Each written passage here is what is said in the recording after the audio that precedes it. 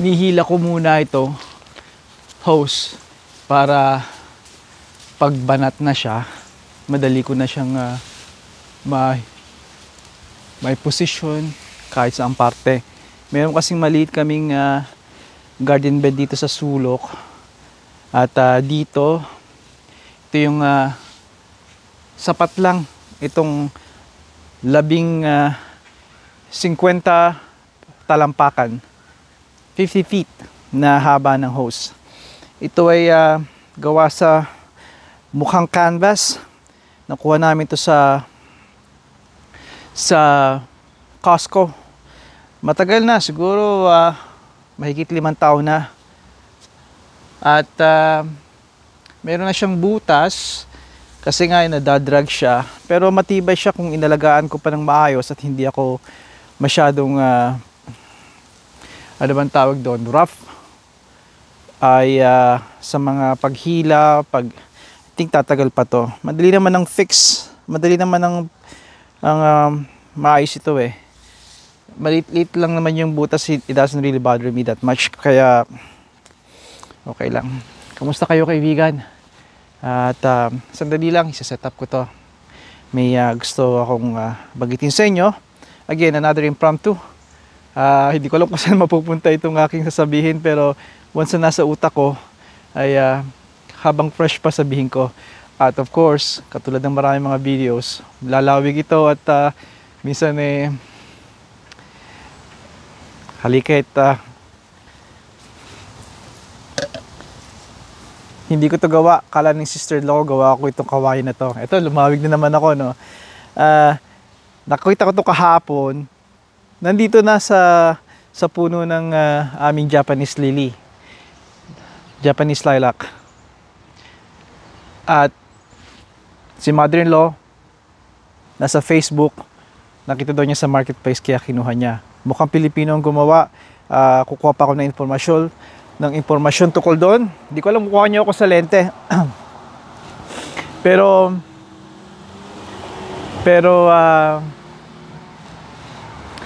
mukhang maganda, no? Mamaya i-close up ko ito sa inyo. At it can hold anyone. Kaya nito siguro 300 pounds naman, masyado ng sobra kawain nito eh. Pero tingnan niyo, kayo na mag-decide. Napakaganda niya. I have to be honest sa inyo. Pagdating dito, hindi ko to, una sa lahat, hindi ko alam kung saan ang resources ko sa makakuha ng kawayan. Kasi ang kawayan na ito ay ibang uri eh. Yung iba-iba siya ng size. May makapal, may medium, at may yung patpat na kawayan. At pagkakaalala halatang woodworker to, marunong siya. Yung baka ito nga kanyang trade eh. Halikait na, lawing na naman ako. Sandali lang.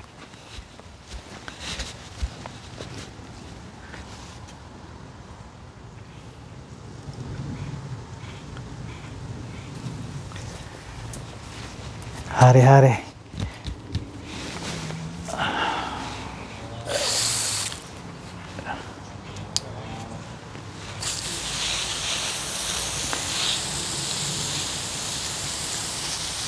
Nagdilig na ako, kaibigan.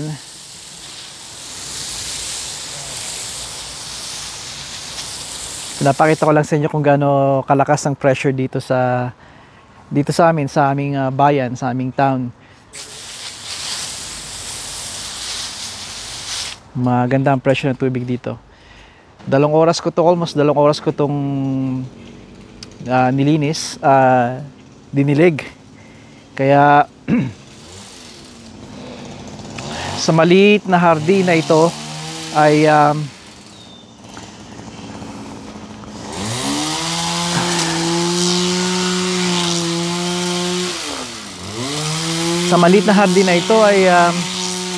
talagang sinusoko yung tubig ng napakaraming sinusoko yung garden bed, yung lupa ng napakaraming tubig.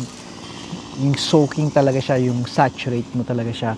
Yun ang susi kung bakit hindi sila nagiging natutuyo kahit tag-init. Alam mo ng ilalim ng lupa ay mamasa-masa talaga. At yun ang kailangan nila. Matindi man ang init ng tubig, matindi man ang init ng panahon ng araw, pero yung ugat nila ay maayos. at sapat ang tubig, ay yun ang susi. Nakaka-recover lagi ang dahon, ang bulaklak. Although nakikita ninyo yung aming mga bulaklak, yung daisy namin dito at yung lavender ay ano na siya, tawag dito, almost spent na siya. Well, spent na yung daisy. Ito papunta pa lang, pakupas pa lang itong aming itong lavender ni Juniorita. Itong daisy ni bunso niya is spent na. Kailangan mong i-deadhead para mamulaklak uli sila bago matapos ang summer. Pag-usapan natin kaibigan si Manny Pacquiao at maring at ganun din ang ayaw hindi maingay masyado, madali ako ma-distract sa ingay, pero alam ko itong microphone na Rode microphone na isolate niya yung ingay kung nakalagay siya sa tamang mode. Dynamic ba yun or auto, we'll see, malalaman natin pag edit ko nito. Para sa akin ang desisyon na nung nakaraang Sabado, weekend, July 19, Sabado, bandang alas 8:30 ng Eastern Time nung naglaban. Nagsimula ang after 2 hours saka sila naglaban, almost midnight na yun Eastern Time. Hinamon ni Manny Pacquiao ang kampiyon, kasalukuyang kampiyon na si Mario Barrios sa welterweight division, WC belt. Championship yun nangyari nung nakarang Sabado. At bigo na nakuha ni Manny Pacquiao ang titulo WBC belt welterweight dahil sa ang resulta ay majority draw. Ang ibig sabihin nun, walang nanalo, walang natalo, it's draw. As ang resulta, yung belt, WBC belt na kasalukuyang hawak ni Mario Barrios ay nanatiling nasa kanya. It's draw. Lakay, tama bang draw? Sangayon ka ba? Maraming mga opinion, iba-iba. Ang sinasabi nila nanalo dapat si Manny, ang sinasabi nila na nanalo, tama lang na nanalo dapat si Barrios, at bihira ang nagsasabi na draw ito. Si father-in-law ko sa nakaraang kong video, na-predict niya bago pa ipakita ng maibasahin ang mga scorecard ng hurado ng gabing yon. Ang sinabi niya ng kutob niya, ang tingin niya ay maging draw. Bakit? Dahil bukod sa nakita niyang laban, nakita naming laban kasama ng buong pamilya, si Mrs. T, nandun din si Bunsonita. Sayang lahat din nakita ito ni Juniorita dahil nasa Nova Scotia siya. Andun din ang sister-in-law ko at pamangkin. Ay pamilya kami na mahilig sa boxing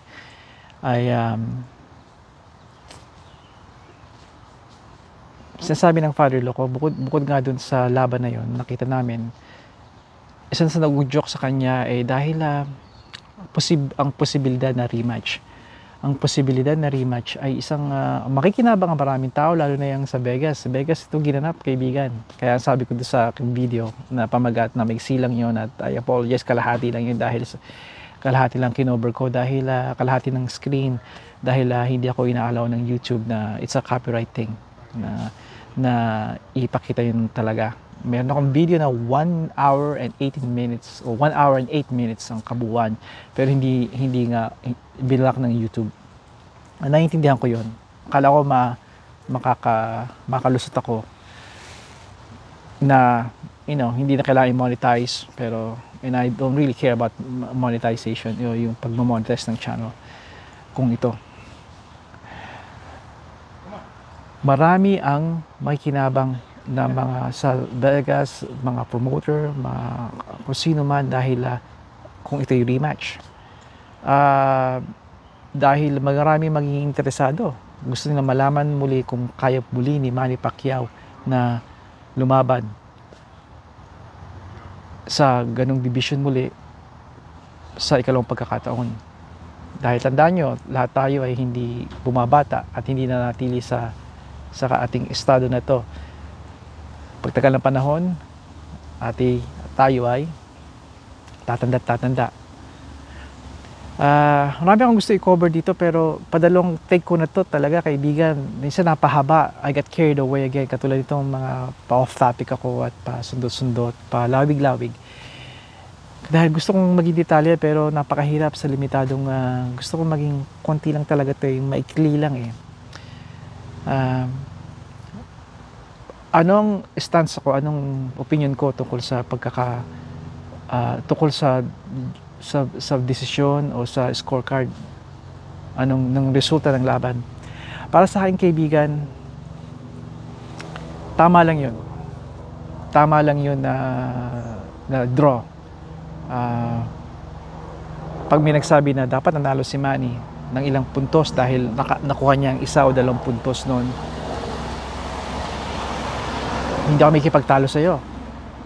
Kapag sinabi naman na dapat si Barish yun dahil convincing yung mga suntok niya at hindi siya nagpa-overwhelm kay Manny at siya okay, pero bakit okay lang sa akin yun na draw? Okay, kaibigan, para sa akin na I'll try to explain it sa maikli at sa kaya ko ngayon dahil another impromptu ito. Barrios, Manny Pacquiao maglalaban. Alright? Naglaban sila. Dapat nanalo si Manny dahil eto siya, umangat siya. Ilang puntos. Okay? Kaibigan, naniniwala ako na ikaw ang naghahamon at ang kampiyon ang hinahamon mo. I'm not saying na fair ito at ito dapat ang rule, pero ito ang tinatawag na madalas bukang bibig ng mga tao to na sometimes hindi nila alam ibig sabihin. It is what it is. And I would call that, sa sitwasyon na it is what it is.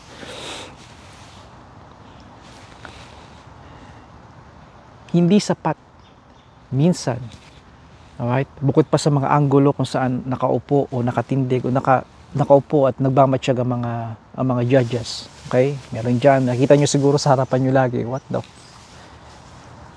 Hey!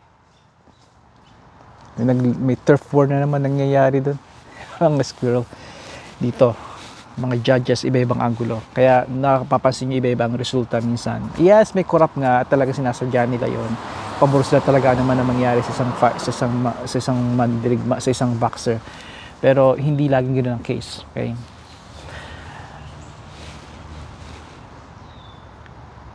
Si Manny Pacquiao nangahamon. Kailangan ng isang challenger, kailangan hindi lang ito ang gawin niya. At ito yung nasa mentalidad din nila. At ito ang turo sa kanila ng mga coaches nila. At ito dapat ang mentalidad din ng even tayo mga Pilipino. I'll explain that mamaya. Ikaw, Manny Pacquiao, angat ka sa laban. Okay? Kailangan mong angatan pa. Kumbisihin mo. Huwag kang mag-iwan ng duda kahit kanino, especially do sa judges, na ikaw ang panalo. Of course, knockout, walang problema. Knockout. Solid. Alam na natin kung sino mananalo, pero hindi mo na knockout. Punto, mga laban. Kailangan nandito ka. Leave no doubt na ikaw ang kampiyon, ikaw ang karapat-dapat sa sinturon, sa belt na yon. Eto, kaibigan. Lakay, hindi naman fair yun. Dapat puntos nga, kaya nga may puntos. I know, and I agree with you. Pero sa mundo natin ito, may mga bagay na dapat nating tanggapin. May kailangan ka, may gusto ka, higitan mo, hindi sapat na umangat ka lang ng angat.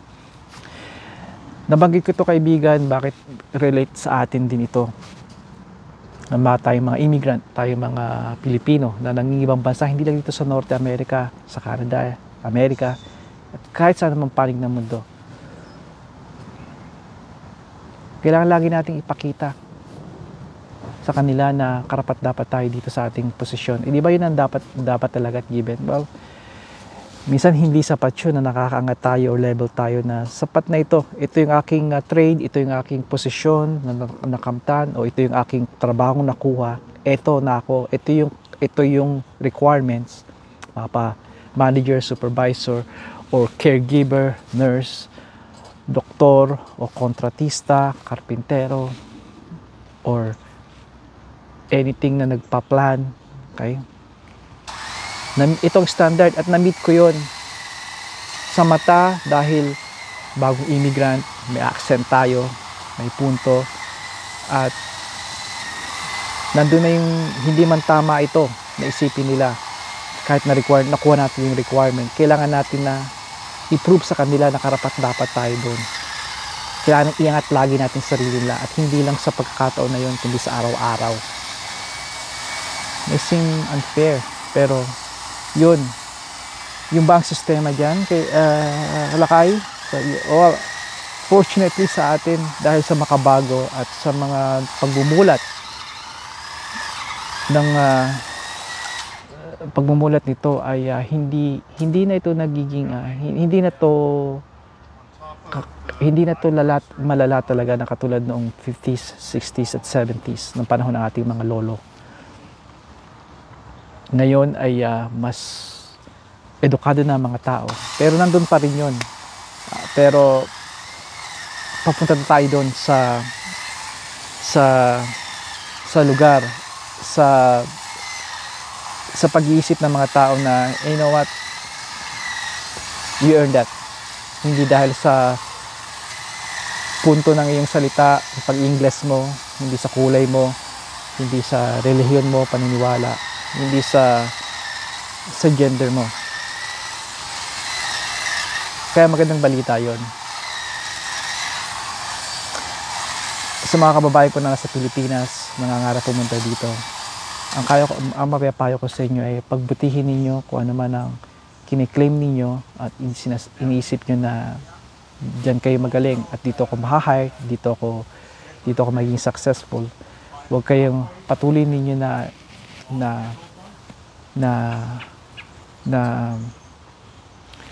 ma-improve ang sarili ninyo. Kung may bagong teknolohiya, pag-aralan ninyo dahil related sa trabaho ninyo. Patuloy na maging malakas kayo kung yun ang isa sa mga kailangan. Patuloy na karunungan ninyo ay dagdagan. Kung may bagong kailangan pag-aralan, hindi dahil nakuha nyo yung diploma ninyo or certified na kayo, doesn't mean titigil na kayo sa inyong pagsasaliksik o pag-aaral. Kung may bagong teknolohiya dyan at kailangan ninyo, aralin ninyo. Anything na mapupunta yung posisyon ninyo sa magpapaunlad ang sarili nyo sa problema pa nag-i-impromptu ako sa mapapagtibay ninyo inyong posisyon at tunay na may papakita niyo na karapat-dapat kayo sa inyong trabaho, sa inyong katungkulan.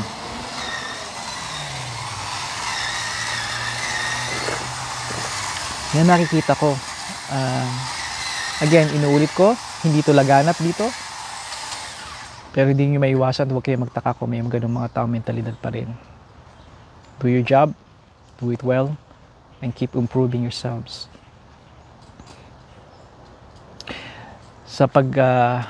Hindi ko sinasabi na sigurado na may rematch si Mario Barrios at si Manny Pacquiao muli, pero nakita ko dahil draw, majority draw ito, very interesting, there's a good possibility. At sa susunod na laban nila, kung magkakataon man ito, sana'y mapanood nyo muli ito. At sa mga hindi nakapanood, sana'y panoorin nyo. Dahil magandang kwento ni Manny Pacquiao. Siya ang nag-angat sa Pilipino rin, sa pangalang Pilipino. Alam nyo ba nung bago pa siya sumisikat, wala talaga nakakilala ng Pilipino, ilan-ilan lang. Dahil sa kanya, lalo na yung mga Latinos, kilalang-kilala tayo. Ako isa sa mga saksi nito. At isa yun sa pinagpapasalamat ko kay Manny Pacquiao.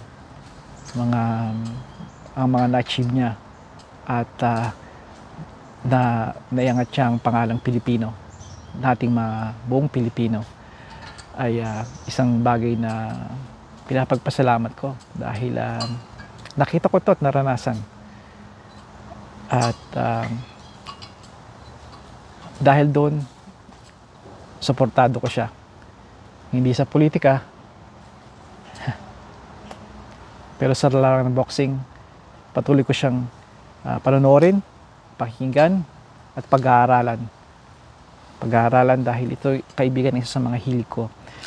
Bago pa itong mag-video ko nito, dalawang hilig ko: NFL football, American football, at boxing. Maliit pa ako, iminulat ako nito ng aking papa sa boxing.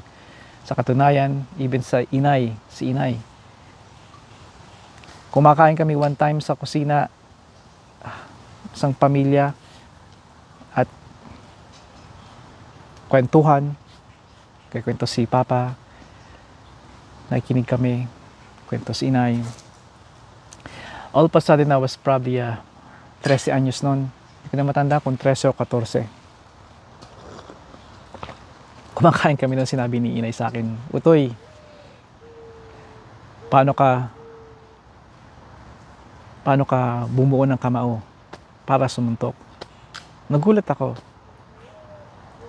Siya nagsabi sa akin na yung tamo ang isa sa mga susi. Ngayon sa mga internet, nakikita ninyo na hindi tama yung traditional na yan. Pero ito yung karamihang ginagawa ng karamihan. Kailangan yung thumb ay align sa top na arm ninyo. That's another story. Pero ang sinabi niya yung traditional na suntok. Sinabi pa nga niya sa akin na yung thumb mo nasa loob. Nilagay ko sa ilalim, sa loob ng palad, at tiniklop ko. Kinda awkward kasi hindi naman yun ang alam ko. Tapos bigla siyang natawa, si inay. Hindi ganyan, yung loob dito sa harapan ng mga ng mga apat na daliri mo. Hindi ko malilimutan yon habang kumakain kami. At si Papa, isa siya sa mga susi kung bakit kaibigan nakasurvive ako dito sa North America. Dahil ang tinuro niya sa akin na pagtatanggol sa sarili ay isa sa mga importante na itinuro niya sa akin. Marami siyang itinuro, pero ito isa sa mga, sabihin natin, nakapagligtas sa aking buhay. Sa tamang panahon, kikwento ko yun sa inyo. Pero sa ngayon, kaibigan, yun lang. At ginawa kong paraan talaga para maging maiksi ito. At least hindi ito 1 oras. Kung may pagkakataon kayo, panatilihin niyo malusugan yung sarili. Mag-lift kayo, lumakad, sumuntok, maghardin. Para sa ating mga mahal sa buhay, para sa ating mga anak, sa ating mga misis, o sa mister, kung mga inay, kababayan ko nakikinig. Ayaw, hindi ba yung trimmer ni Joe? Meron din akong trimmer na pinapahiram ko, pero meron siyang sarili na kinuha. Kaya i-trim niya yung kanyang hedge. Hindi ko na ipapakita sa inyo. Huli na to. Sa likod ko ay mga tinatawag na cornflowers. Iba-ibang uri sila ng mga kulay. Rekomendado ko rin to. Isa ito sa mga low maintenance. At sa tag-init, kaya niyang i-handle ang init ng araw kung sakali man hindi niyo siya madiligan kagad. Rekomendado ko to, napakaganda niya. At maraming bubuyog at paru-paro na bibisita sa inyo. Ito ang kailangan natin. Isa pa ang lavender, napakaganda. At daisy, may daisy ba ako? Ewan kung nakikita ninyo, nandito yung daisy. Yan ang mga halaman na magaganda sa hardin. Talagang magpupuno sa inyo mga hardin. Hydrangea rin. Napakaganda nun. Ito yung mga matagal mag-bloom at talagang magbibigay kulay at saya sa inyong hardin. Kaya sana i-consider ninyo. Yep. Cornflowers, lavender, daisy, hydrangea, at yung rose of Sharon na panahon ngayong mag-August na late July ay nagbubloom na o pabloom pa lang. Kaya kaibigan, hanggang sa muli, padayon.